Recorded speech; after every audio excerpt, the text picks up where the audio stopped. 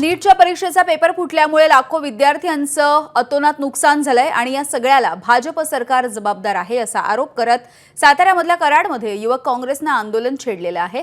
छत्रपती शिवाजी महाराज यांच्या पुतळ्याच्या समोर युवक काँग्रेसनं हल्लाबोल आंदोलन केलं।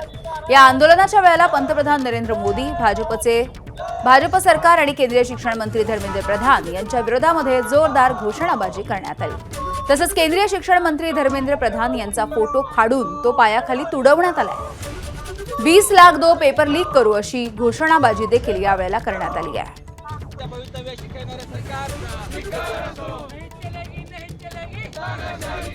राजस्थान असेल, गोवा असेल, दिल्लीमध्ये असेल, काही विद्यार्थ्यांनी आत्महत्या केल्या।